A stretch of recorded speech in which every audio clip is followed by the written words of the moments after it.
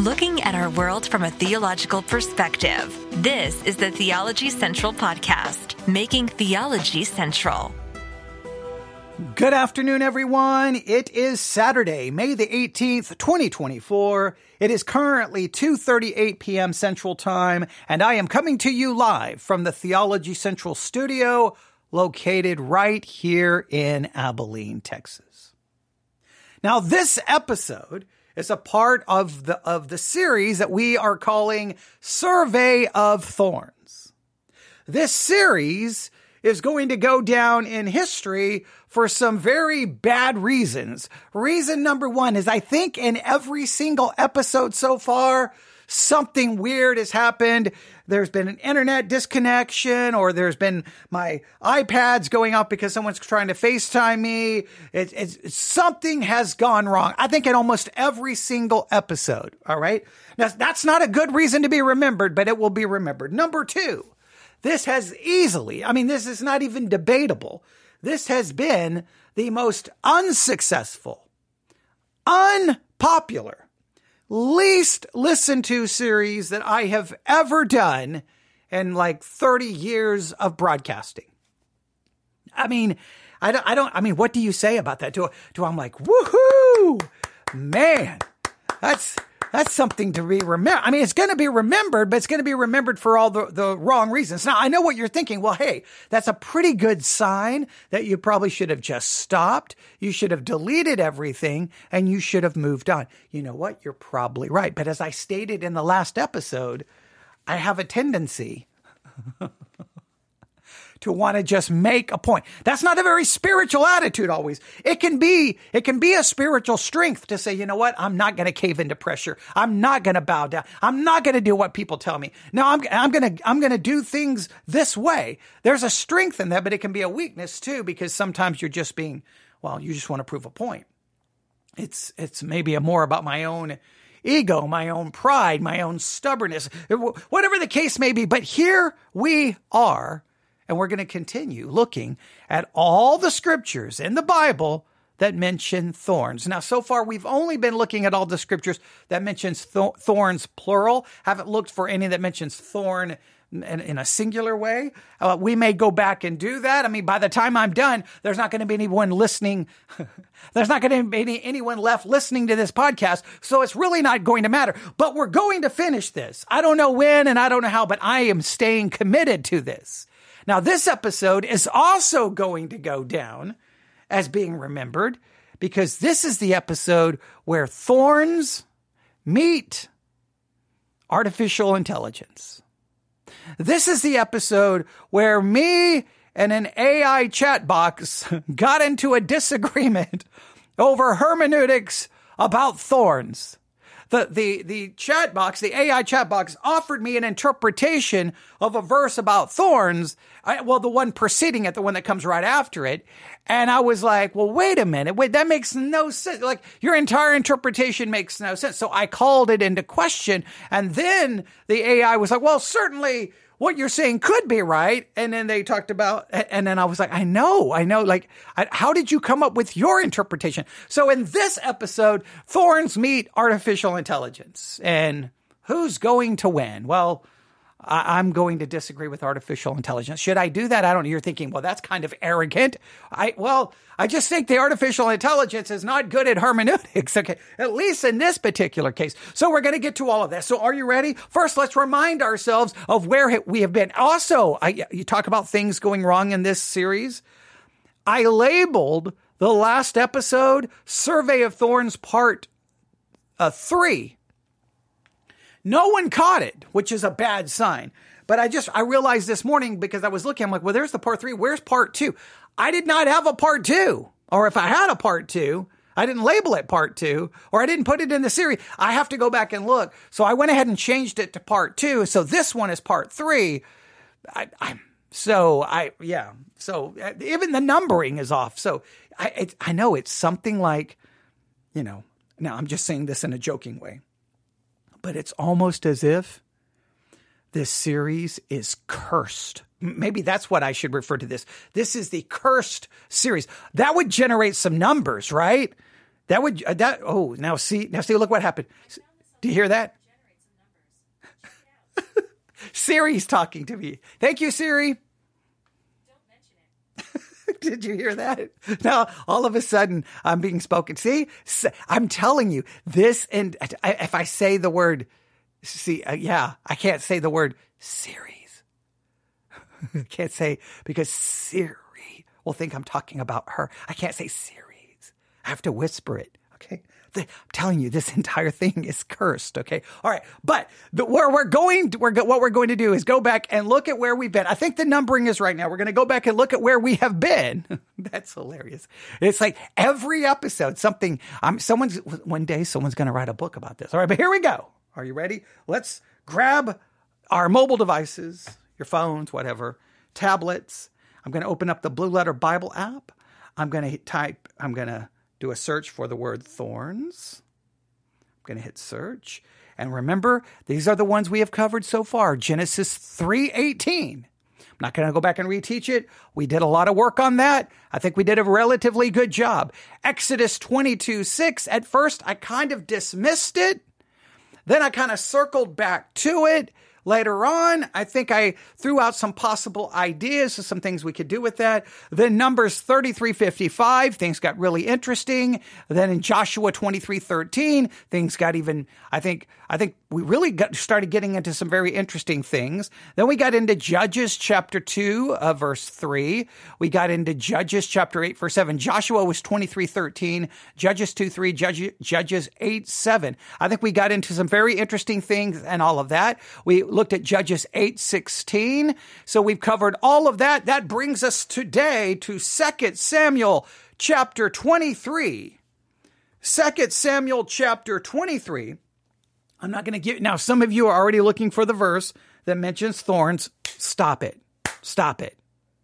Okay? People do that in church. That's why sometimes you don't want to give people the reference, right? You'll give people the reference. They'll just sit there and start looking at it. And you're like, I'm still talking. I'm giving this brilliant introduction that I spent 45 minutes working on.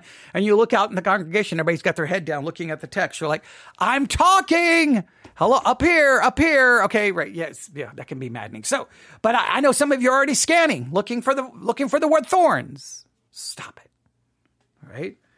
Now, the reason I say stop it is because we can't jump to the thorns until we see the context, right? Because we're trying our best to understand these verses in their context and then look at any possible symbolic spiritual meaning. We're trying to be very careful to not ignore the context, okay? So 2 Samuel chapter 23, verse 1. Now these be the last words of David. 2 Samuel 23:1, the last words of David.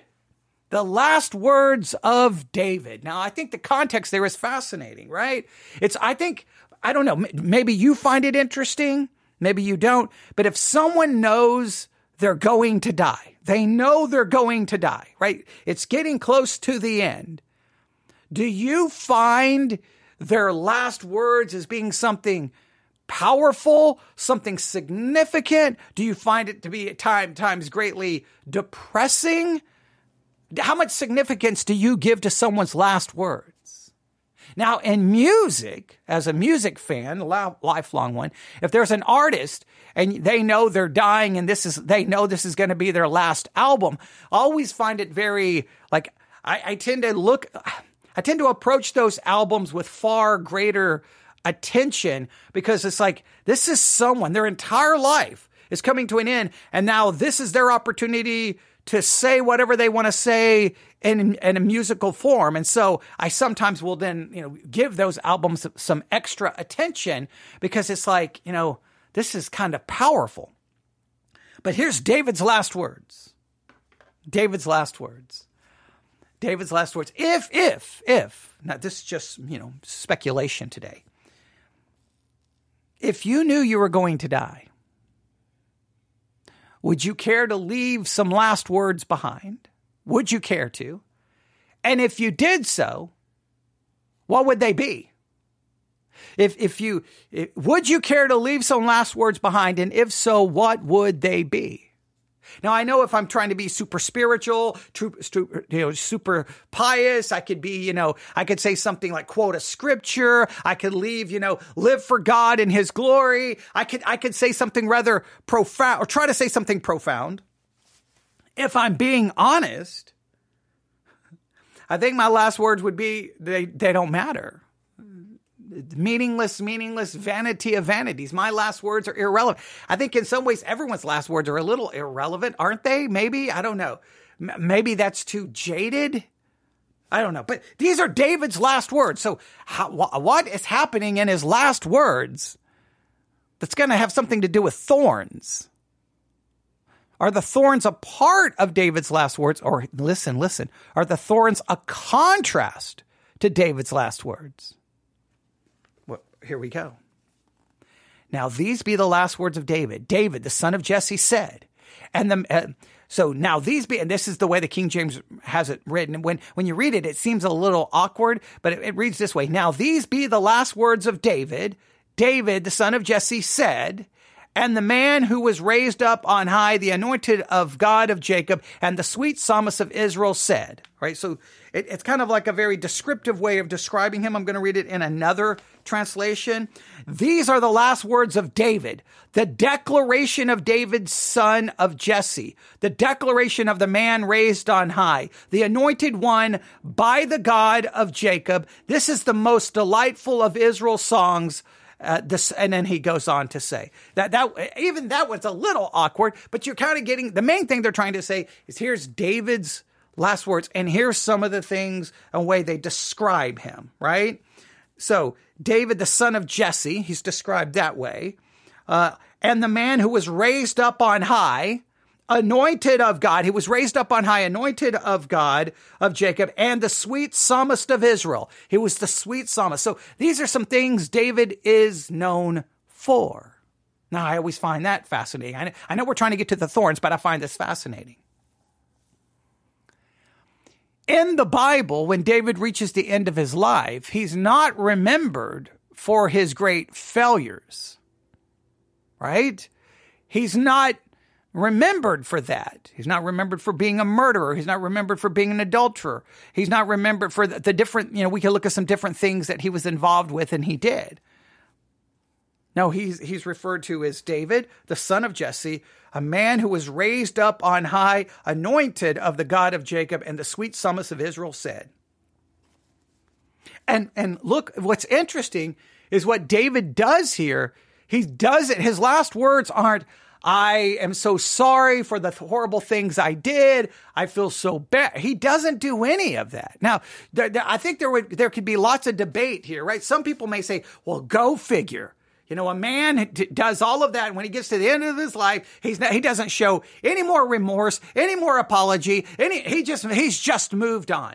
But I think on the other way, at least never in the eyes of man, but in the eyes of God, once you've confessed it, right? I mean, if you're a Christian, your sins have been removed as far as the east is from the west. They've been thrown into the deepest ocean. They've been forgotten. You're covered in the blood of Christ. You're by faith, his righteousness is yours. You're covered in his imputed righteousness. So you're perfect and holy. So do you need to mention it again? Now, for the sake of people, I guess you can mention it again. But David, what he does here is he doesn't mention it. Look what he does. Here's what he says. This is verse 2, 2 Samuel 23, verse 2. The Spirit of the Lord spake by me, and his word was in my tongue. David, first thing he wants everyone to remember is God spoke through me. God spoke through me. Now, I think in some ways, this indicates God choosing to speak through someone has more to do with God's sovereign choice than the goodness or the righteousness of the man whom God speaks through, right? Because God is speaking through a man who's greatly flawed and did horrible things, but yet God spoke through him. Not because David was worthy of that, because God chose him, and God's sovereign choice always defies human logic. He chooses the weak. He chooses the foolish. He chooses the sinful. Now, it doesn't excuse David's sin. Let's not play some game like that. It excuses it. But it's just fascinating that he starts off, God spoke through me.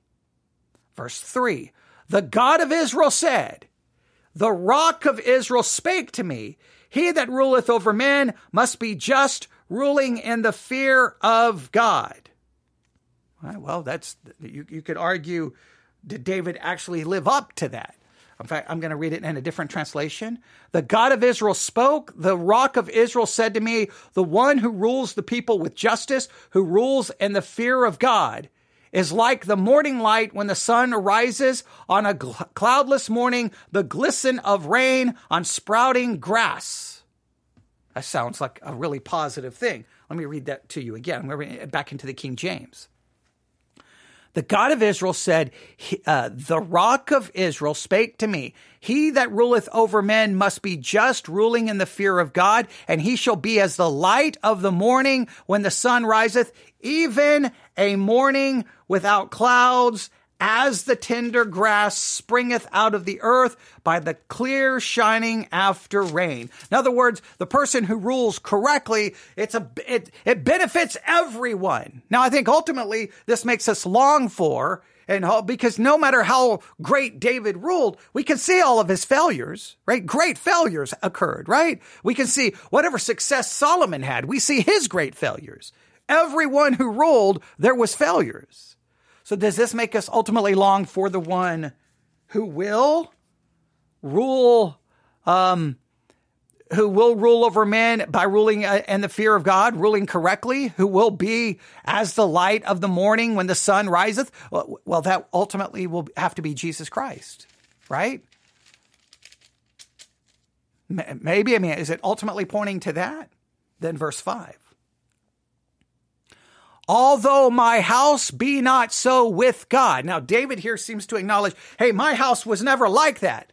Well, we never truly accomplished that. Is that how that reads? Look at verse 5. Now he goes, is it not true my house is with God? This is how another translation has it. Hey, is it not true my house is with God? The King James seems to describe it, although my house be not so with God. 2 Samuel 23:5. So how should we understand that? To me, in some ways, I would like it to be more like the King James. Although my house be not so with God. Hey, my house has not been like that. That's the way a king should rule. My house has not been exactly like that. I kind of like that approach. You can go, the different translations are going to lead us to possibly different ideas, but let's continue in the King James. Yet, see, there seems to be a contrast here. Yet, hey, my house has not been this way yet. And then I'm going to read another translation. Is it not true my house is with God? For this translation doesn't have it as a contrast. The King James sets it up almost as a contrast. Hey, this is the way it should be. If someone is truly ruling in the fear of God, this is the way it should be. My house hasn't been that way yet. Now, there's going to be a contrast. Even though my house hasn't been that way, look at the King James, yet he hath made with me an everlasting covenant, ordered in all things and sure, for this is all my salvation and all my desire, although he make it not to grow. Hey, God has made a covenant. An everlasting covenant is the way it's described. An everlasting covenant. Hey, my house hasn't done it this way yet, but God has made an everlasting covenant that in spite of what you have seen, in spite of what you may have witnessed, in spite of my failures or shortcomings, God has made an everlasting covenant. The King James seems to set it up as a contrast. A different translation, again, I'm going to read all of it together. It says this, is it not true my house is with God? Almost as a rhetorical question. For he has established a permanent covenant with me, ordered and secured in every detail. Will he not bring about my whole salvation and even my every desire? So this is written like, hey guys, obviously my house is with God, and obviously God is going to do all of these things. So I don't know which way you prefer to go. I like the King James version better because it just seems to be more, in line with the reality of the situation. Now, the Hebrew may be complex and there may be all kinds of textual variants, but it just seems we all know David's house wasn't this wonderful. He didn't rule and reign perfectly, that everything went perfect. I mean, come on, we had an entire rebellion with his son. We had all the things that happened, right? But yet, in spite of that, as the King James reads it, he made an everlasting covenant, ordered in all things, and sure, for this is all my salvation and all my desire, although he make it not to grow. Hey, I haven't witnessed everything yet, but he's made an everlasting covenant. Now, this brings us to the thorns. All right. I know that's 20 minutes to get to the thorns, but that sets up. Now, to me, he just gave us a little bit of this idea of using contrast, and he's going to use a contrast again. Because look at what happens in the very next sentence, verse 6, very next sentence, very next verse 6. So we just read verse 5. We went over it numerous times. Verse 6. But. Now, even in the other translation that I have here in front of me, the same thing. But. So clearly there's a contrast here. Hey, this is the way it should be. There's an everlasting covenant, right? Something, salvation and all of these things. It may not have yet be apparent, but it's so. But in contrast to that everlasting covenant and contrast to this salvation, the way it reads, will he not bring about my whole salvation and my every desire? In contrast to this everlasting covenant that's going to bring about salvation. In contrast to that, look at verse 6. But the sons of Belial shall be all of them as thorns thrust away. Whoa, okay. The sons of Belial, we could get into all the different ways. Remember when we discussed this before we were doing some work in Judges, I played to you all the different ways you hear people pronounce this, all right? But these sons, now, it's translated a number of different ways, right? It's translated a number of different ways. Let me just give you, but all the wicked, some just uses the word wicked. Some, and in fact, I'm going to read to you from a number of translations here. So you'll get the idea, right? 2 Samuel 23:6. But evil men. So in contrast to this everlasting covenant and all these positive things that are at least hinted at or alluded to, in contrast to that, but evil men. New Living Translation. But the godless. ESV. But worthless men. Berean Standard, but the worthless are. The King James, but the sons of Belial shall be. The New King James, but the sons of rebellion. These wicked, these ungodly, these rebellious, these sons of Belial, however you want to describe them, right? They are in contrast to the everlasting covenant. And look at how they are described. I'm going to go back to the King James. But the sons of Belial shall be all of them as thorns thrust away. Hey, my house, God has made an everlasting covenant, meaning it's going to be established as salvation. It's going to remain in some way, shape, or form. But in contrast to that, here's the wicked, the ungodly, the sons of rebellion, the sons of Belial, the wicked, the ungodly, however you want to describe it. They're going to be, look at how it's going to be described. They will be as thorns thrust away. And because they cannot be taken with hands. Now that's interesting. We'll get to that last part. So there's a contrast here. So I was trying to figure out the contrast, exactly what's going on. And this is what led me to AI. I opened up an AI chat box. I'm going to open it back up. And I asked AI, the chat bot. I say chat box, chat bot. Okay. I don't know why I say chat box, chat bot. Okay. I should say it correctly if I'm going to state it. I could just say AI chat bot, not box. Okay. Hey, something else had to go wrong in this series, but I basically asked, hey, help me out with 2 Samuel 23:6.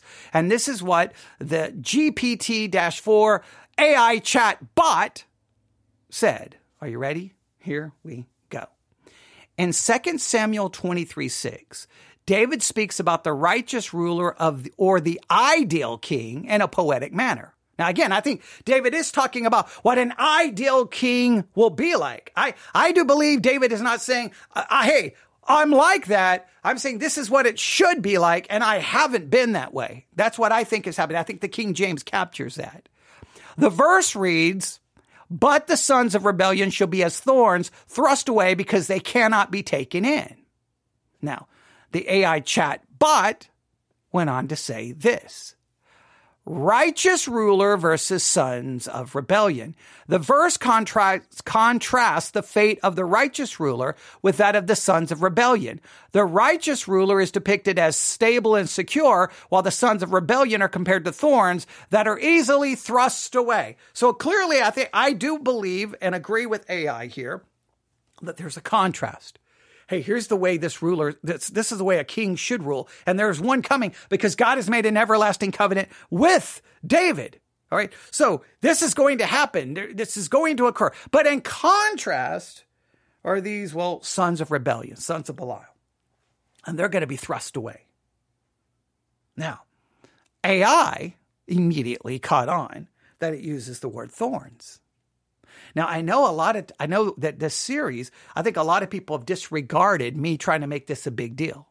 I think a lot of people have kind of said, I'm not even going to listen to that. I mean, obviously the numbers, and people don't seem to understand that maybe there's something here.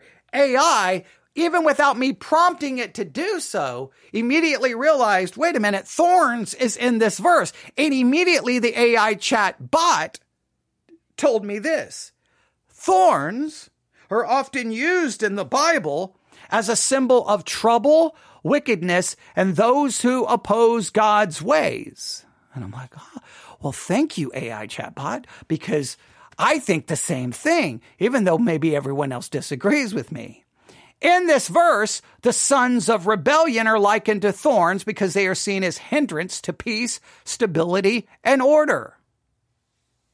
So thorns, in this particular case, are referring to the wicked, but the thorns can anything that stands in opposition or opposes God's way, God's will, God's covenant, God's plan, God's salvation, anything like whatever is God's way, anything that stands against it or pricks against it or pokes against it is in a sense serves as a thorn or a symbol, or it can be symbolized as a thorn.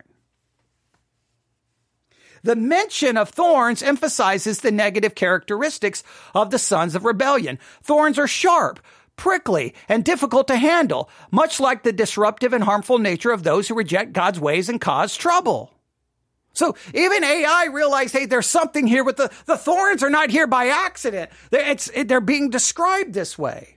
The imagery of thorns being thrust away implies that the sons of rebellion will ultimately be removed or cast aside because they're unable to be controlled or subdued. They represent a threat to order and security established by the righteous ruler. Hey, the righteous ruler who comes to bring salvation, there's going to be these sons of rebellion who's going to fight against it. They're going to poke against it. They are thorns. And look what is said here. But the sons of Belial shall be all of them as thorns thrust away because they cannot be taken away with hands. All right. Hey, these cannot be handled. These things cannot be handled. They cannot be touched. You have, in a sense, God's established plan, God's established order, his way, his salvation, and things that poke against it, they usually cannot be taken away by hands. They can't, because just trying to remove thorns with your hands can be very difficult and painful. So, all right, so I'm like, okay, I got the basic idea. Hey, everyone, thorns here just represents the sons of Belial. They're described as thorns, and here's the reason why. Let's move on. But I'm like, well, I think there needs to be something else. So I looked at the King James, and I noticed that verse 6 does not end with a period. And I'm like, okay. If I look in another translation, they do have it ended with a period. All right.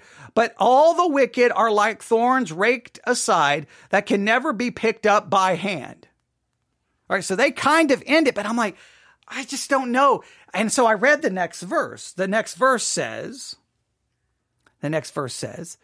but the man that shall touch them must be fenced with iron and the staff of a spear, and they shall be utterly burned with fire in the same place. And I'm like, what is happening here? Right? So then I look at another translation. The man who touches them must be armed with iron and the shaft of a spear. They will be completely burned on the spot. Now, in my brain, I immediately connected 7 with 6 and was like, oh, this is about the thorns and about touching them or how you have to approach the thorns. But AI went like, the AI chatbot went like crazy on me. Look what it does. This is crazy. See if you can follow this. All right. And second, now this is from the AI, and this is where I got like, what is happening right now? In 2 Samuel 23:7, King David speaks of a covenant that God made with him, expressing his gratitude and awe at God's faithfulness. The verse reads, but the man who touches them must be armed with iron and the shaft of a spear, and they will be completely burned with fire in their place. And I'm like, wait a minute, I think verse 6 is speaking of the covenant, right? Or verse 5 is speaking of the covenant, not verse 7, but they're continuing the covenant concept. So this is how the AI broke it down, all right? Speaking of 23:7, the verse references a covenant that God made with David regarding his descendants and their protection. The covenant signifies God's faithfulness and promises to safeguard David's lineage, if I can speak correctly. Now, please note, so this is the way they're looking at, or when I say they, this is how AI chatbot is looking at it. Verse 7, but the men that shall touch them. Now, this seems that what they're saying is this is a reference to God's made a covenant with the house of David, and so nobody can touch them. They're taking the touching them, really going back to the house of David. And then it says, they must be, but they that shall touch them must be fenced with iron and a staff of a spear. Okay, so what's the symbolism of the iron and the spear? Well, the AI chatbot said this. The mention of being armed with iron and spear symbolizes strength, protection, and readiness for battle. It conveys the idea that those who seek to harm or challenge David's descendants will face formidable resistance. Now it's okay. Now I'm trying to follow this. Okay, so, hey, you made a covenant, or God's made a covenant with David. Now in verse 7, the man that shall, but the man that shall touch them must be fenced with iron. So if anyone seeks to touch David's house, so one thing that does, I'm trying to follow the AI logic here, and I'm getting confused, right? So, but the man that shall touch them, who's the man that shall touch them? Is that the people who would go after David's house? Well, then the AI says, must be fenced with iron and a staff of spear. This seemingly, the AI flips this around and says, okay, hey, if you try to touch David's descendants or his house, be prepared because they're going to be fenced with iron and a spear. That seems to be all confused, right? I mean, let me read that to you again. The mention of being armed with iron and spear symbolizes strength and protection and readiness for battle. It conveys the idea that those who seek to harm or challenge David's descendants will face formidable resistance. This puts the iron and all of this like, hey, these are David's descendants, but that doesn't seem to make any sense in the way the verse is written. And it says burning with fire. The threat of being completely burned with fire serves as a warning of the severe consequence that will befall anyone who dares to harm David's descendants. The imagery in this verse emphasizes the divine protection granted to David's lineage by God. It portrays a sense of invincibility and security for his descendants, assuring that they will be safeguarded against their enemies. And I just don't understand how that reads, right? So I'm gonna read it to you again. All right. So I'm gonna go back to verse 6, 23:6. I'm gonna read from a different translation. But all the wicked are like thorns, raked aside, that they can never be picked up by hand. The man who touches them must be armed with iron and a shaft of a spear. Now, I'm not even going to tell you the way I think that should go, because I think it's just naturally the way you should read it. The AI goes completely wacky here and says, the man who touches them, saying, if anyone dares touch, this is how AI is translating it. The man who touches them, anyone who dares touches David's descendants, watch out, because David's descendants will be armed with iron and a shaft of spear, and anyone who tries to touch them, they will be completely burned on the spot.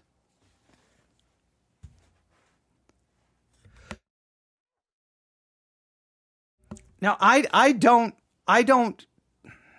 see how that works in any way, shape, or form. I don't see how that works. I'm losing my voice. I just don't see how that works. It seems not to follow the normal flow of language there. It seems to be all over the place.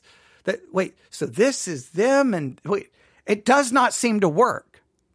So I got into an argument with the AI chatbot, and I was like, I don't think your interpretation is right. So I challenged the interpretation, and I ultimately asked this question to the AI chatbot. Is it possible that the them mentioned in 2 Samuel 23:7 refers back to the sons of Belial mentioned in 2 Samuel 23:6? The AI chatbot, almost abandoning its previous interpretation, then responded this way. In the context of 2 Samuel 23:6 and 7, it is possible that the them mentioned in verse 7 could indeed refer back to the sons of Belial mentioned in verse 6.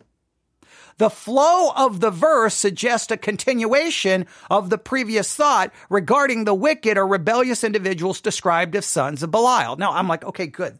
Now we're getting somewhere. Now, the AI continues, but let me go back and now work through this, all right? Because now this seems to make sense, at least to me. All right. In contrast to David's house, contrast to this everlasting covenant, contrast to the right kind of ruler, in contrast to that, but the sons of Belial shall be all of them as thorns thrust away because they cannot be taken with hands. In contrast to this right ruler, this covenant, this salvation are going to be those who are going to, in a sense, they're like thorns. They're going to poke against it. And you can't touch them with your hand because they're too difficult to handle. Right? But the man that shall touch them, the man that shall touch them, the them there, I believe, are the sons of Belial. They are the wicked. They are the sons of rebellion. All right. Now, you can't handle them with your hands. It's already said that in verse 6. So if you're going to touch them, what are you going to need? You have to be fenced with iron and the staff of a spear. If you're going to deal with the wicked, you've got to come prepared. You have to come with armor. You have to come with iron. You have to come with the staff of a spear. I think that this is a reference to, okay, if you're going to deal with these sons of Belial, it's going to require a different approach. Verse 7 in a different translation, the man who touches them. The them go back to the wicked, the sons of rebellion, the sons of Belial. They must be armed with iron and the shaft of a spear. Hey, to deal with them, it's going to be a conflict. There's going to be a spiritual battle. If you are, in a sense, the house of David and you're a part of this covenant, well, guess what? There's going to be a conflict here, and it's going to require, well, the right approach. Here, AI continued. Sons of Belial as the subject. In verse 6, the sons of Belial are described as thorns that are not taken away by hand. The wicked and rebellious individuals who cause trouble and cannot be easily dealt with. I think that that's absolutely true. Divine judgment and protection. Verse 7 then introduces the idea that anyone who touches these sons of Belial must be armed with iron and spear, indicating the need for strength and readiness to confront the deal with them. The mention of burning with fire could symbolize divine judgment against the wicked individuals. Continuity of narrative. The transition from the description of the sons of Belial in verse 6 to the warning about touching them in verse 7 suggests a direct link between the two, implying that those who come into contact with the wicked individuals described as sons of Belial will face severe consequences. Therefore, it is plausible to interpret them in 2 Samuel 23:7 as referring back to the sons of Belial mentioned in 2 Samuel 23:6, highlighting the need for strength, preparedness, divine protection, then dealing with the wicked and rebellious in accordance with the covenant of God with David. That makes the most sense. I do not know that previous interpretation that I read from AI chatbot. I have no idea what it's talking about. No idea. This makes perfect sense to me, the one I challenged AI with, because it's the only thing that makes sense. So here's what we have.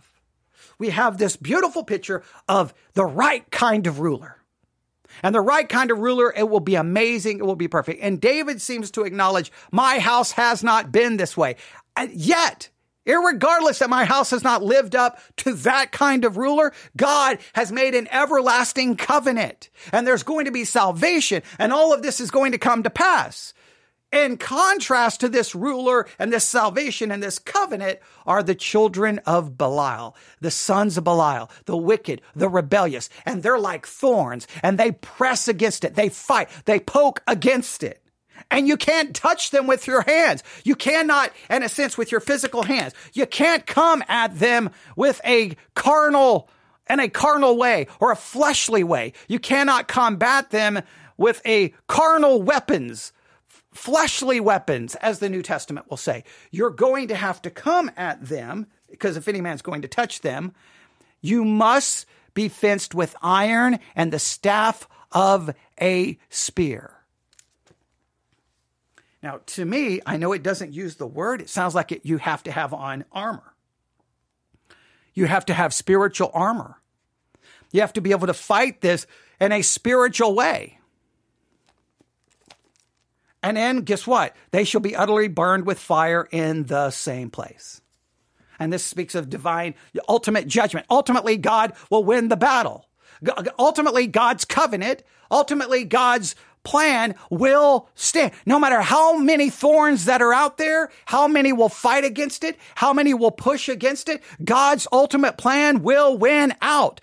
God is sovereign. You can have 1,000,000 thorns that poke against it, but ultimately God will be victorious, and the thorns will be removed and they will be burned, and God's will stand sovereign. You don't want to be a thorn against God's plan. You don't want to be a thorn, because it's going to end up, you're going to be in fire. You can't fight against it. The thorn will be dealt with. Now, we don't have to immediately say hell, but the point is, any thorn opposing God's ultimate covenant and will is going to be removed, and it's going to be cast into the fire. In other words, it's going to be destroyed. It's going to be removed. You don't want to be a thorn. In what way are you a thorn to God's plan and God's will? In what way are you acting as a thorn? Here's what God wants. Here's what God's will is. And you're like, no, I'm going to be a thorn against it. Well, it's going to be removed. At the same time, if you're trying to follow God's plan and God's way, what are those thorns that are in the way of you following it? Well, guess what? You can't just go out there and grab it with your hand and remove it. It has to be fought spiritually. You have to be, as the text says, you have to have iron, and you have a staff of spear and a staff of a spear. You have to have iron and a staff of a spear to get rid of it. Now, I think this requires then you have to be properly prepared. You have to be properly armored. You have to proper armor. You have to be the proper spiritual mindset. It has to be fought spiritually, not fleshly. In your fleshly mind, you're like, I'm going to do this, and I'm going to do this, I'm going to do. You've got all your plans, and you got all your ideas, and I'm going to make this work, and No. It's got to be spiritual. What would God tell you to do? How would God approach the situation? What is God's wisdom? What is God's ways? You don't want to be the thorn opposing God's way. But if you're trying to walk God's way, how are you dealing with the thorns in your way? Now, sometimes the thorn in our way is ourself. So I think this text really gives us the idea of that which is in God's way as a thorn and how it's to be removed. We don't want to be the thing in the way, but sometimes we have to be involved in trying to remove those thorns that are in our way and trying to walk a life that's pleasing to God.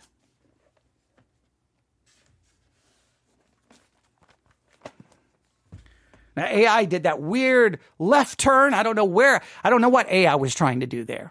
It got really weird with that verse. I don't know what AI was thinking. But even AI, after challenged, admitted, like, you know what? The them there makes sense, right? That does refer to the sons of Belial. They're the subject. And that subject continues and continuity into the next verse. So I think we were able to demonstrate just that. Now, I wish I had something rather profound to say, but I think what you need to do today is ask yourself, in what way are you a thorn that's poking against God's will, God's way? And what are those thorns that are in your way of walking according to God's way, God's will, God's covenants, God's plan, the following the true God who is the ruler and king? And how are you dealing with those thorns? Now, that was 46 minutes. A lot of work right there. I don't know if we accomplished anything, but you can let me know. newsif@yahoo.com. newsif@yahoo.com. That's newsif@yahoo.com. All right. I can't wait to hear your thoughts if you're listening. I think we did a lot of work there. That's plenty for you to work on, plenty for you to meditate on. Give it serious thought, and, well, we'll continue moving through this series slowly but surely until we've looked at every single verse in the Bible that mentions thorns. And, I'm going to try to stay committed to finishing it. Hopefully, I don't know if the verses will get any easier, but I know, like, these passages have been extremely interesting to try to understand and take apart. So even from just a hermeneutical standpoint, this has been a good exercise in hermeneutics, and hopefully someone will agree with that. Thanks for listening. Everyone have a great day. God bless.